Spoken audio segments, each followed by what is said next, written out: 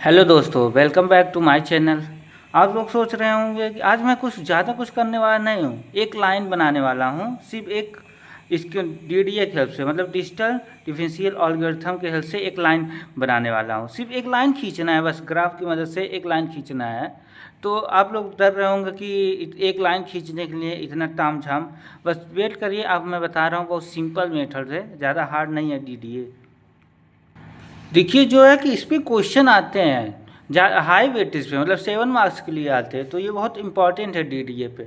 पर मैं बहुत सिंपल वे में समझाऊंगा, आपको समझ में आएगा। बस इसमें 3 स्टेप है। एक स्लोप निकालना है, फिर निकालना है find del x del y, और डेल मतलब कंपेयर करना है। और 2 कंडीशन, सिर्फ इसमें 2 कंडीशन के हिसाब से इस क्वेश्चन को सॉल्व करना है, और हमें एक लाइन बनानी है बस, और कुछ है नहीं इस ग्राफ की वजह से। तो हमारा पहला क्वेश्चन इससे, मतलब उसमें प्रॉब्लम दिया होगा। इसमें पहला प्रॉब्लम था क्या है, 1 1 और एंड 3 3 के कोऑर्डिनेट के हिसाब से एक हमारा लाइन बनाना है। तो हमारा क्या है, पहला स्टेप ये है कि स्लोप निकालना है इसका। जाहिर सी बात है, कोई भी लाइन बनाना होगा तो उसमें स्लोप हमें इंपॉर्टेंट होना चाहिए। तो स्लोप क्या होता है, m equal del y upon del x. Del y क्या होता है, y2 minus y1 upon x2 minus x1। ये तो आप क्लास 8 से पढ़ रहे होंगे, तो आपको पता होगा।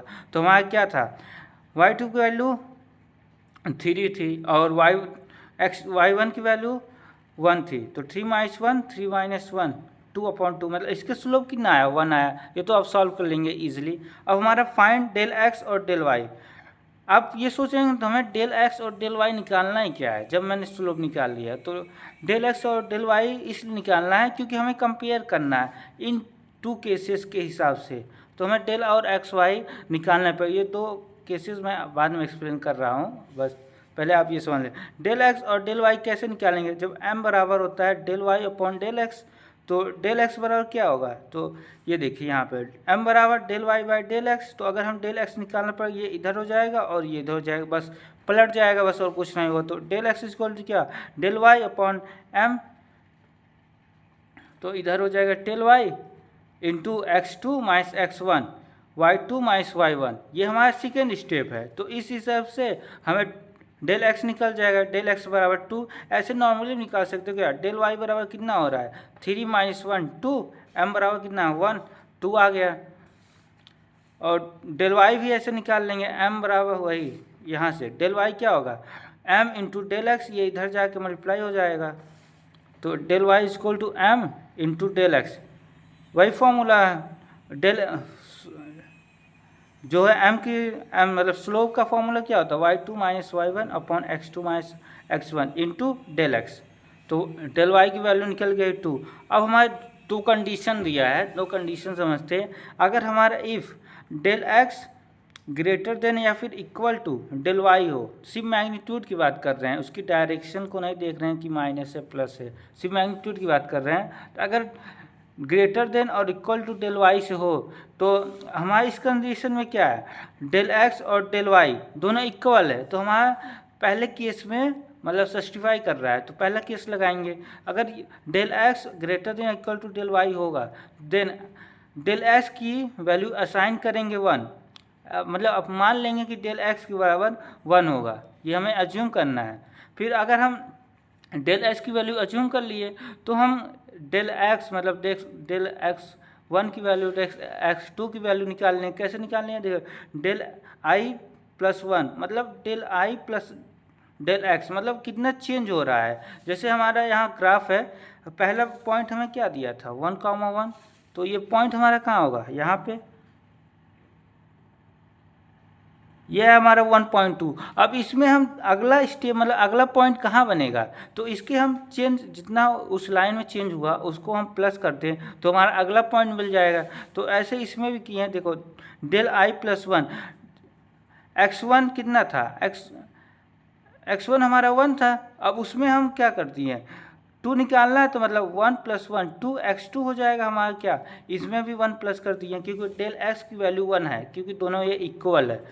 तो इसमें 1 डेल एक्स 2 हो गया। अब ऐसे y का भी निकाल लेंगे, y में क्या दिया है, y i plus 1 is equal to y1 plus del y. तो तो इसमें भी वैल्यू क्या है, डेल वाई हम कैसे निकालें, m into del x, m की वैल्यू तो हम निकाले थे, एम की वैल्यू कितना होगा 1, तो 1 इंटू डेल एक्स की वैल्यू 1 है, तो y1 प्लस एम, तो क्या सिर्फ इसमें स्लोप का ऐड कर देना चाहिए, तो इसमें क्या, इसमें भी y1 की वैल्यू 1 है, तो 1 प्लस 1 2, मतलब इसका भी दूसरा जो पॉइंट होगा 2 होगा।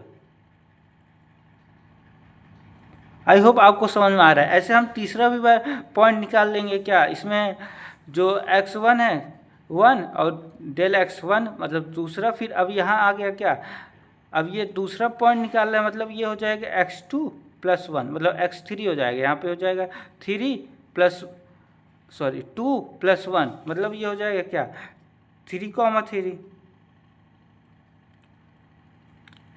सॉल्व करेंगे तो बहुत इजीली आपको हम समझा रहे हैं। तो हमें क्या मिल गया, एक लाइन मिल गई 1 से 3 तक, इस क्वेश्चन न्यूमेरिकल का हिसाब से एक पॉइंट मिल गई। अब हम इसमें दूसरा केस समझते हैं। दूसरे केस में क्या कर रहा है, अगर कोई भी वैल्यू कंपेयर कर रहे हो, या तो तीन ही केस हो सकता है, या तो वो वैल्यू इक्वल हो, या फिर ग्रेटर देन हो, या लेस देन हो।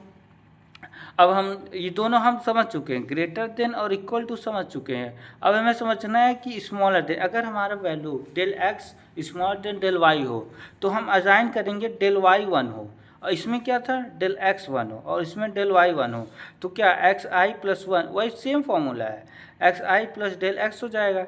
फिर एक्स आई डेल एक्स की हमें वैल्यू ही नहीं पता है, तो हमें इस फॉर्म में निकाल लेंगे, स्लोप के हेल्प से एम बराबर होता है del y upon del x, तो डेल एक्स बराबर हो जाएगा डेल वाई अपॉन एम। तो हमारा क्या डेल वाई की वैल्यू 1 रखना है, तो हो जाएगा x i plus 1 upon M.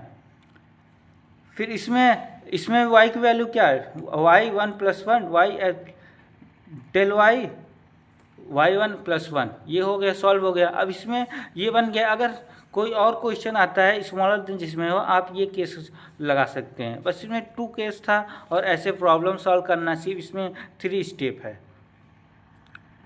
आपको हम फिर यही एक क्वेश्चन समझाते हैं जो यहाँ पे दिया है, क्या 1,1 और 3,3, आपको जैसे रिवाइज हो जाए, आपको दोबारा पढ़ना ना पड़े, रीडिए बहुत इजी है। तो इसमें क्या 1,1 और 3,3, मतलब क्या x1 और y1 कितना दिया है 1,1, x1 और y1 इतना दिया है, और हमें क्या निकालना है xi प्लस 1 और xy प्लस 1, मतलब हमें क्या इसमें फर्स्ट स्टेप क्या होगा, इसमें ये समझना है। तो मतलब क्या इस यहाँ से यहाँ पर लाने हमें कितना चेंज हो रहा है, तो हमें ये फॉर्मूला लगाना पड़ेगा कि xi plus 1 xi plus del x हमारा क्या है, क्योंकि हमारा जो है ये डेल एक्स और डेल वाई 0 होगा, तो हमें ये केस लगाना है। तो इसमें x i plus del x, मतलब ये हो, मतलब इसमें डेल एक्स हो, मतलब एक्स आई कितना 1 है, और डेल एक्स हमारा 1 है, 1 1 2, इसका 2 वैल्यू आ गया। अब इसमें दूसरा भी देखेंगे कि y1 प्लस 1, क्योंकि हमें x वैल्यू से पता ही नहीं चलेगा कि हमें कहाँ रखना है, क्योंकि इतना बड़ा स्पेस है कि x1 की वैल्यू यहाँ भी 2 हो सकती है, यहाँ भी हो सकती है, यहाँ भी हो सकती है, कहीं भी हो सकती है। तो हमें दूसरा कंपोनेंट भी देखना है, डेल y कहाँ आएगा, मतलब y कहाँ आएगा। तो y की वैल्यू क्या है y1 प्लस m, y1 की वैल्यू 1 और स्लोप की वैल्यू हमने निकाला था 1, तो 1 1 2। अब यहाँ समझने की बात हो गई कि अब हमारा इनिशियल पोजीशन कहाँ है। अब हम यहाँ पहुँच गए हैं 2,2 पे, और इनिशियल पोजीशन हमारा कहाँ आ गया। अब ये हमारा x मतलब एक्स आई और y1, मतलब इनिशियल पोजीशन हमारा ये हो जाएगा एक्स आई की वैल्यू 2 और वाई आई की वैल्यू 2। फिर से वही स्टेप करेंगे एक्स आई प्लस 1, मतलब ये वाला स्टेप लगाएंगे एक्स आई प्लस 1, तो एक्स आई कितना है 2 प्लस 1 3। फिर वैसे वहाँ पे भी वाई आई प्लस 1 का वैल्यू क्या होगा, ये हो जाएगा Y i plus M, Y आई की वैल्यू 2 और स्लोप की वैल्यू हमारा 1, तो कितना हो जाएगा 3। तो हमारा फाइनल पोजीशन कहाँ पहुँच गए, अब हम करंट पोजीशन हमारा 3 है। यही करंट पोजीशन, कंफ्यूज मत होइए। बहुत बच्चे ये x1 i1 सब में 1 1 ले लेते हैं, तो ये मिस्टेक हो जाता है। तो हमारा लाइन ये। अब हम अपने क्या फाइनल पोजीशन पहुंच गए, जहाँ हमें आना था। क्वेश्चन क्या था, 1 कॉमा और 3 का एक लाइन ड्रॉ करना। तो ये हमारा जिस पोजीशन पहुंचना था उस पोजीशन पे आ चुके हैं, 3,3। तो आप कोई पूछे तो आप बता सकते हैं कि हमने पहले स्टार्ट कहाँ किया था, 1,1 से, फिर 2,4, 3,3। ये हमारा लाइन का कोऑर्डिनेट हो गया। हमें यही खींचना थी। मतलब आप लोग को समझ में आया होगा कितनी ये चिंदी चीज़ है, बहुत सिंपल चीज़ है। तो अगर आपको ये वीडियो अच्छी लगी हो तो please like, share and subscribe. Thank you for watching. Next part के लिए अगला पार्ट हम ला रहे हैं इसका प्रिहेंसम एल्गोरिथम। तो प्लीज़ देखिएगा, वो भी बहुत सिंपल लैंग्वेज में समझाएंगे। Thank you for watching.